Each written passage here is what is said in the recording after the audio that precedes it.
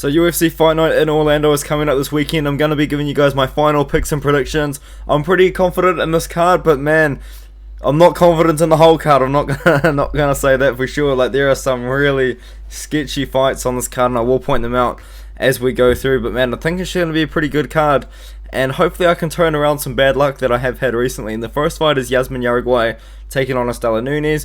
I'm picking Yasmine Uruguay. I think maybe the odds are a little bit wide here. Yasmine Uruguay undefeated 9-0. Stella Nunes 6-3, but she does have a very extensive Muay Thai and kickboxing background. I know that she is actually a very good striker, and she did prove that in her fight against Sam Hughes. She was looking amazing on the feet against Sam Hughes in the first round.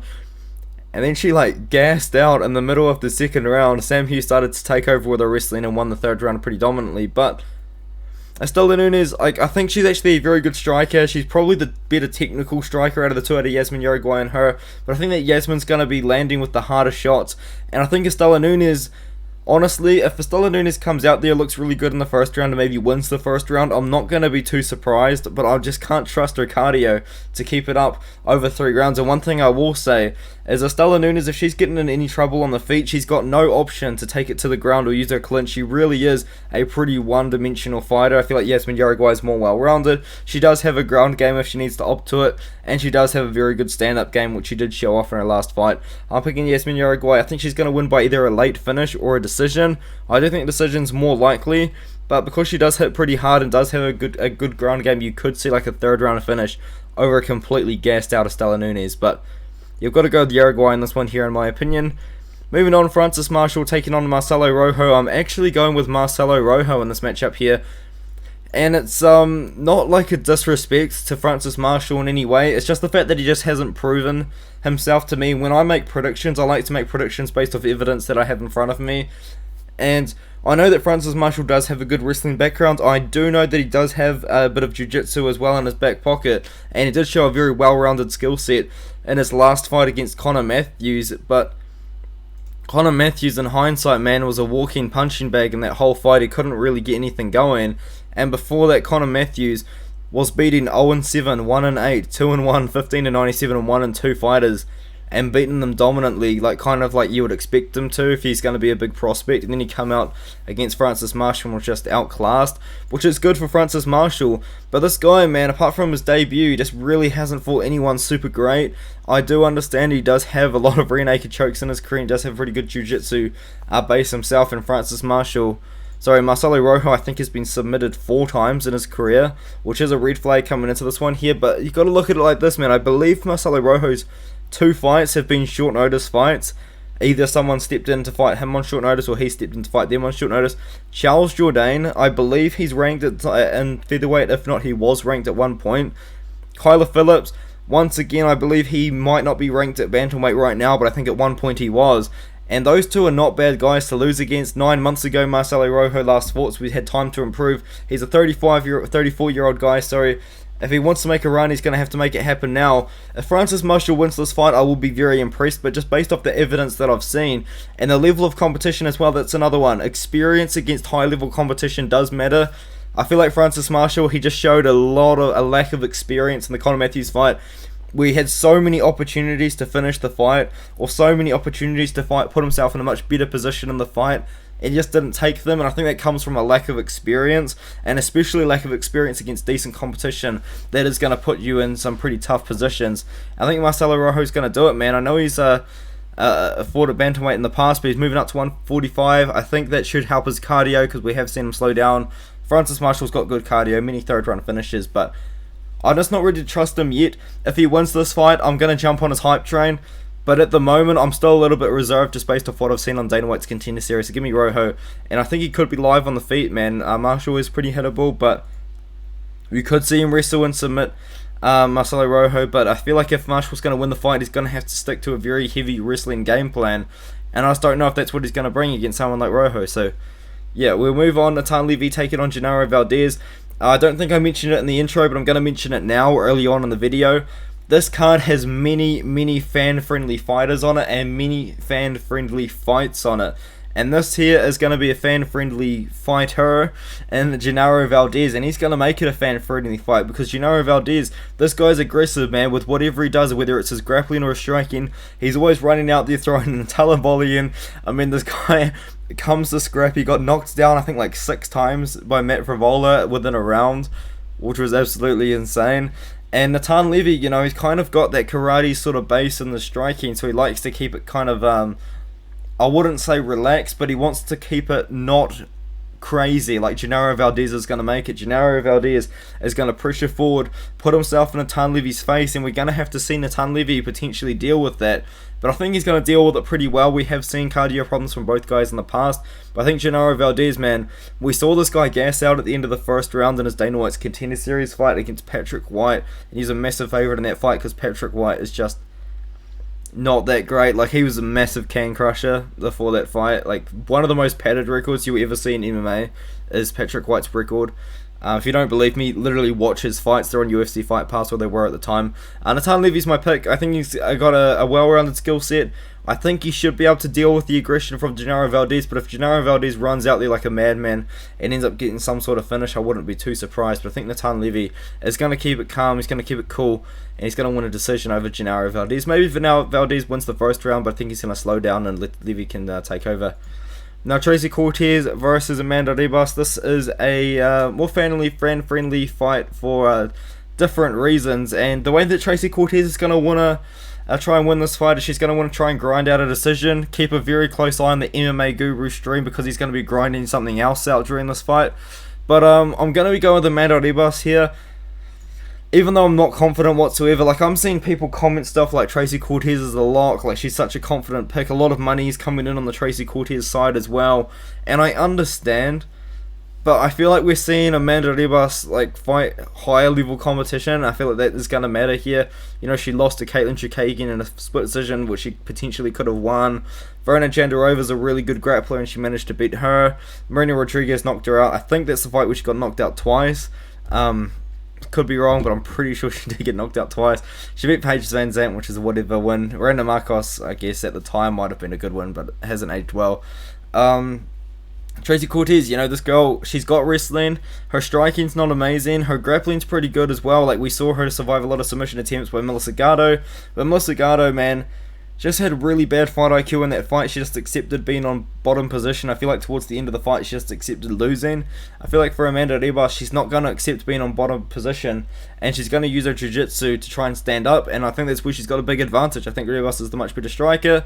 I could be proven wrong. Tracy Cortez has proven me wrong before. I picked Melissa Gatto to beat her, but she's not fighting that often. She's fought 5 times in about 3.5 years. And I know Amanda Ribas isn't fighting that often either. She's fought 5 times in 2.5 years. But I like Ribas in this matchup here. I'm picking her to win by decision. I think she's going to land just a lot more on the feet and try and defend the takedowns of Cortez. And even if she doesn't, she's going to get straight back up. Another pretty fan-friendly fight, in my opinion, should be this one here. I don't know why my computers decide to do this, but we move on. Darren Elkins taking on Jonathan Pearce. You've got to go with Jonathan Pearce here, minus 400 favourite though. Man, you're really laying out a lot of money on this guy, but I think that he should be able to get the win here.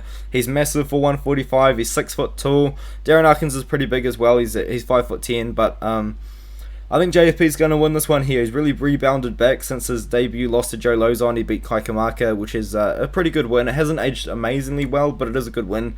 Omar Morales, he beat Christian Rodriguez, who stepped in on short notice and fought him, and there were a couple of problems that Rodriguez gave him in that matchup. And then he beat Makwan Amrikani, and honestly, I picked Makwan Amrikani as like an underdog in that fight there because I thought that maybe Makwan Amrikani was just a little bit better than he showed up, you know what I mean? Like, Makwan Amrikani, he had Pearce in like a couple of problematic chokes, but aside from that, Pearce, really ground and pounded him out and just dominated him, really. And I think, unfortunately, that could be what happens here. Pearce, the way that he has won a couple of his fights is just by ground and pounding and wearing out his opponents, but we know that Darren Elkins is a tough dude. We know that Darren Elkins has really good cardio, but I think at this point in his career, Darren Elkins' nickname's literally the damage, because he dishes out damage, but he also takes a lot of damage. And I think at this point, man, I feel like I know he's a tough guy, But I think that JSP is going to take him down. I think he is going to ground and pound him and then work for a submission or just more ground and pound shots like he has to other opponents like Makwini and Makani, and like he did to Omar Morales as well. Like I can just see JSP utilizing his game here and getting a finish on the ground against Elkins. Now we move on. Another fan-friendly fighter, Michael Johnson. Everyone seems to love Michael Johnson. I don't think... I think it would be quite difficult to not like Michael Johnson. But he isn't on the best run recently. He is 20-18, but this man has beaten Dustin Poirier, knocked out Dustin Poirier, by the way, and he's beaten Tony Ferguson as well. Absolute mad career, not going to lie. And I think this is an interesting one in many ways, but I do think that Mark Diakese is going to win, and I am pretty confident in it happening. But one thing I will say, though, is I'll be interested to see if Mike Diakese is going to wrestle with Michael Johnson, because if you look at Mike Diakese's last 2 wins, they haven't been exciting whatsoever, and he has got like a lot of takedowns on these guys. He's getting like at least 6 takedowns on each of these 2.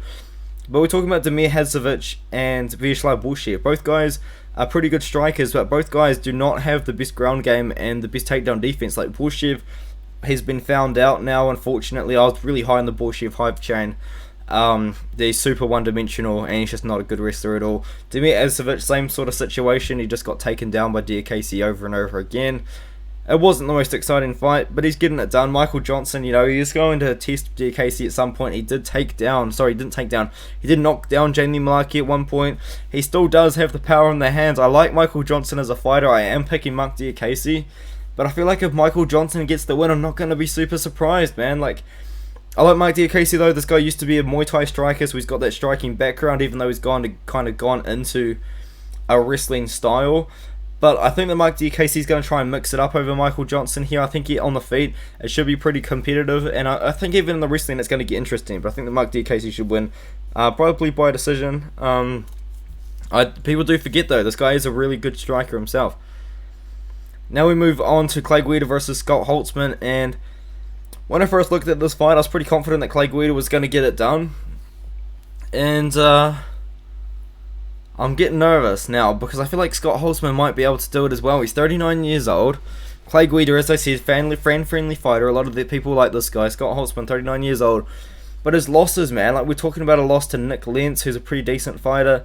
But Neil Dariush, like top 5 ranked guy right now. Mateusz Gamrot, top 10 ranked guy right now at lightweight. Like these are like legitimately good fighters. But he's taken a year and a half off at 39 years old. Like I don't know if the same guy that showed up to fight Gamrot and Dariush, or the same guy that looked really good against Jim Miller is going to show up against Clay Guida, because he's 39.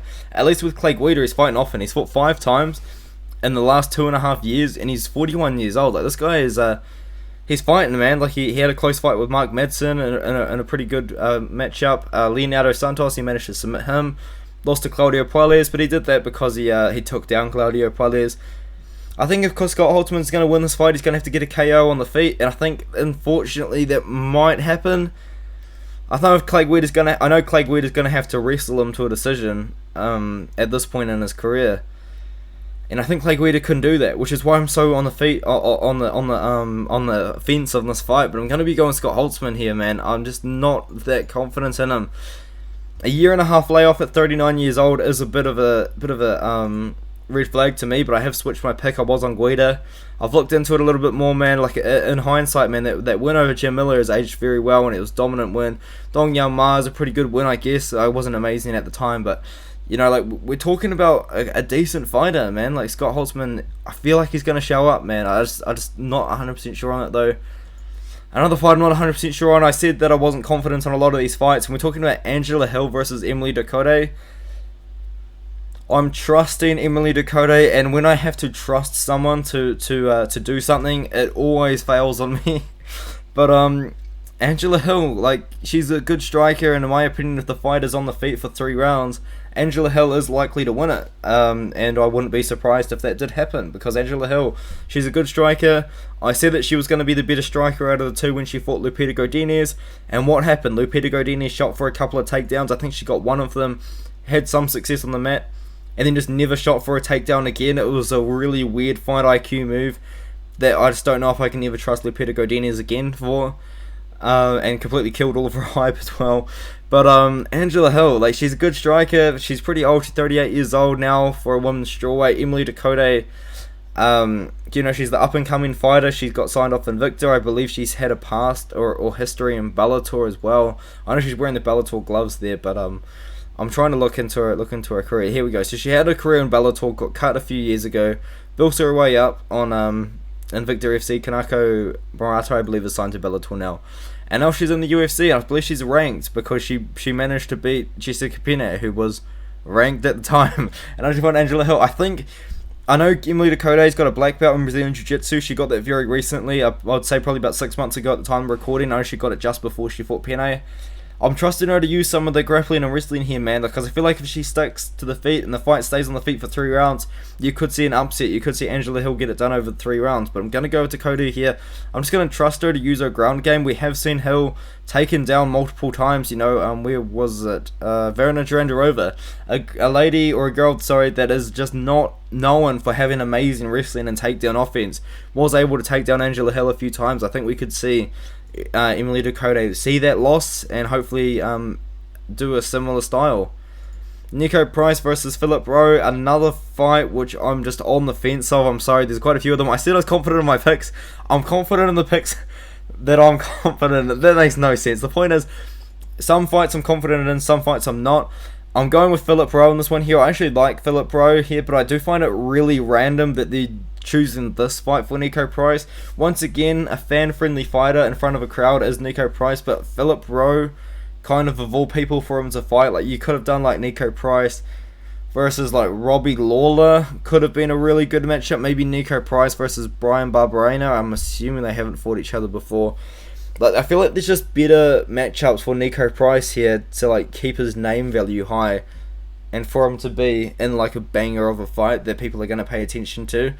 But I like this matchup for Philip Rowe. He's a very long guy. He's got a reach advantage. He's a good kickboxer. That's kind of what he does. He's a striker. We don't see Nico Price going crazy in the wrestling. You know, he's not like someone that's going to be shooting for takedowns all the time, and it's not something you could expect them to do or predict them to do. Philip Rowe, like, he's a good striker, and he's also doing a lot of grappling as well. Like, this guy, you know, like, he's losing these grappling matches, but like Gabriel Chico's a good grappler. We know that for a fact, and we know that Corden Ryan's a very good grappler as well. Like, at least he's kind of learning and trying to work on his grappling. He beat Jason Witt by KO, which everyone has done really, because he's got no chin. But apart from that, you know, he beat Orion Kosuke, looked really good in that fight, lost to Gabe Green, but that hasn't aged too badly. I feel like Philip Rowe's going to win this one here. I don't know about a KO, but Price is pretty hittable, so is Rowe. Both guys are pretty hittable. I wouldn't be surprised no KO either side, but I'm going to go with Rowe, maybe to outpoint Price to a decision on the feet, and then maybe get a KO. Eric Anders taking on Kyle Dalkaus. I am going with Kyle Dalkaus here, but it's just so hard to trust either of the Dalkaus brothers at all. Because I think, unfortunately, man, like, these two were like a massive hype train, and then they've both lost a couple of fights somewhat recently. Dalkaus not so much, Kyle not so much, but Chris Dalkaus is on a couple of fight losing streak right now. He lost to the GOAT. He lost to GOAT Roman Dolidze, and I'm going to talk about him later because he's on this card. But man, post Cheyenne Velismus, Roman Dolidze is a different beast. We'll get onto that now. He got knocked out by Roman Dolidze 5 months ago, so he's making a somewhat quick turnaround for a KO loss, but I think he should be able to beat Eric Anders here. Eric Anders is a very strong guy, and he is going to be the stronger guy out of the two. Kyle Dalkaus is really going to need to try and work his grappling in this mount here, but Eric Anders even then does have pretty good grappling. On the feet as well, I don't even mind Dalkaus. Like, I feel like Eric Anders, you know, at this point, like, a win over Darren Stewart has aged so badly. Darren Stewart went on to lose to a guy with an 8-6 record over at Cage Warriors after that. And then he lost to Andre Muniz, which is fine, like, that happens. And then he lost to Union Park. I scored it for Union Park when I watched. Wasn't too sure why Eric Anders was so upset with the decision. But I think Kyle Dalkaus is going to submit Anders. I know Anders is doing grappling tournaments himself. I know that Anders is a pretty good grappler himself, but I feel like when it comes down to it, I think like Kyle Dalkaus is just the one that should be able to get the win. I know that doesn't make a lot of sense, but he grappled with Andrei Petrosky, but lost pretty quickly. But I guess Andrei Petrosky is a pretty good grappler, even though he's got like no cardio whatsoever. Yeah, I'm picking Kyle Dalkaus to win this matchup here. We move on. Jack Hermansson taking on Roman Dolidze. Oh my god, they're fighting back to back. Roman just knocked this guy out and he's fighting straight after him. That's somewhat terrible, but somewhat funny. So Roman Dolidze. Speaking of Roman, so before he stole JP Bay's wife, Cheyenne Velismus, off him and hid her in his basement in Georgia, this guy was probably like one of the most boring fighters on the roster. I was making memes out of Roman Dolidze because of how boring his fights were. Like, he was a boring fighter. Like, this guy was terrible to watch. He is a very good the Caucasian. It's such a bad nickname. Oh my god. Anyway, the point is, this guy was terrible, like terribly terrible to watch. Like, Laureano Staropoli, honestly one of the worst fights I've ever watched in my life. Him versus Staropoli, it was so boring. And then I think sometime over this year period, he slid into Cheyenne Velismus's DMs, or formerly Cheyenne Bay's DMs, stole her off JP, and then whatever's happening to whatever Cheyenne Velismus has is Roman Dolidze soaking it up right now, man. Like, he's all of a sudden KO'd Kov Dalkaus, and then he KO'd Phil Hawes. Like, the thing is about now, I would say a year and a half ago, I would not have said watch out for the power of Roman Dolidze, guys. Like, I know, like, he probably did have a couple of KOs before that, but like, it's just not something you would think about. And now all of a sudden, you know, he's stolen someone's wife, and he's just a savage, bro. It's just heartless, for real. I mean, all of a sudden he's got this KO power. And Jack Hermansson, we've seen Jack Hermansson strike pretty decently. You know, like, he had a fight with Sean Strickland, which was pretty competitive. Don't know about scoring the fight for Jack Hermansson. Like, Strickland did win the one, but still, like, that's a pretty good win, or sorry, not a win, it's a pretty good fight to have a competitive fight again on the feet against Sean Strickland when you're known as a jiu-jitsu guy. And then he outstruck Chris Curtis and looked really good on the feet there.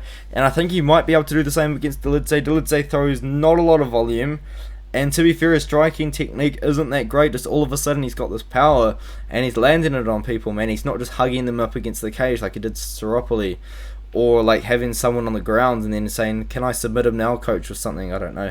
But yeah, Jack Hermansson, the level of competition as well. We're talking about Calvin Gastelum win, a win over Edmund Shabazz, and a win over Chris Curtis. I think that Jack Hermansson's going to beat Dolidze. Dolidze's also taking this fight on short notice. I think Dolidze's probably going to slow down after the first round as well. Short notice, weight cut and all that. Like, Dolidze used to fight up at light heavyweight, so cutting down to 185 is a pretty big deal, and especially doing it on short notice as well to prepare for someone like Jack Hermansson, who's a really good grappler. He's a pretty good wrestler himself, and he's become a really good striker. So I like Hermansson almost anywhere the fight is, and I'm going to pick him to win a decision. I don't think he's going to submit Roman Dolidze, because Dolidze is a really good grappler himself, but unless Dolidze is like completely gassed in the third round, I think Hermansson might be able to get a finish there. Now, Tuivasa versus Sergey Pavlovich. I'm going to go with Sergey Pavlovich here. Tuivasa always kind of live for a KO. And if he wants to fight a boring fight, but a smart fight, he probably could against Pavlovich. Because I feel like Tuivasa has a very underrated clinch, especially up against the cage. Like, I know it was pretty competitive with Derek Lewis, but he does have a really nice clinch, and he can hold guys up against the cage and work from there. And that's kind of his style. He likes to fight on the inside, and he likes to throw hooks, he likes to throw bombs. And maybe if he kind of grappled Sergey Pavlovich up against the cage and just kind of worked him up in the clinch, and it might have been boring, the crowd might not like it, but it would be a safe win, or a safe path to victory for Tai, but he's not going to do that. He's going to try and brawl with Sergey Pavlovich. The thing is about Tai Tuivasa, 2 months ago, this guy got beaten up by Cyril Gane. Like, the thing is with Cyril Gane versus Tai Tuivasa, I know he got knocked down, Gane, but apart from that, Gane was beating him up, man. Like, Gane was landing like 50 strikes a round, and Tuivasa was landing like 15 strikes a round. Like every time Tai would land one strike, Gane would land 3, and then he was ripping him to the body with the leg kicks, especially in the second and third round after he got knocked down. And then the knockout as well was pretty brutal as well. And that was 2 months ago, and he's fighting Sergey Pavlovich, man. And Sergey Pavlovich just knocked out Derek Lewis. Say what you want about the stoppage, but if the fight kept on going, I think Derek Lewis wouldn't have lasted another minute. I think he would have got knocked out a lot worse than it did. Like, Derek Lewis, I know it wasn't really like a big knockdown, but he still fell face first. You know, the ref saw him fall face first and was like, oh, alright, this guy's done. Which is what Derek Lewis does when he gets knocked down. He falls down face first. He smoked Shamil Abdurakhimov. I believe that was a first round KO. In fact, I think Sergey Pavlovich, all of his wins are first round KOs. Am I correct when I say that? No, he's got decision wins. all of his KO wins are in the first round, and I think he's going to get another one, man. I think he's going to knock out Tuivasa. If Tuivasa said, "Hey Sergey, mate, we can fight, bro, but we've got to fight in February, UFC 284 in Perth," I would have been a lot happier with the matchup, man, because he would have had a lot more time to recover. Like, he's probably been in training camp for the last month. He didn't even recover from the beating he took from Gan. He didn't even recover from the KO lost. I'm worried about this one here. And Sergey Pavlovich, 84-inch reach. This guy is aggressive. This guy uses his reach well. He's just a savage, man. He's a walking giant. He's going to KO Tuivasa. And I'm going to be very interested to see how tall they are compared to each other. Because I feel like Tuivasa isn't 6'2". We're going to find out. Find out on Saturday night, baby. Sorry.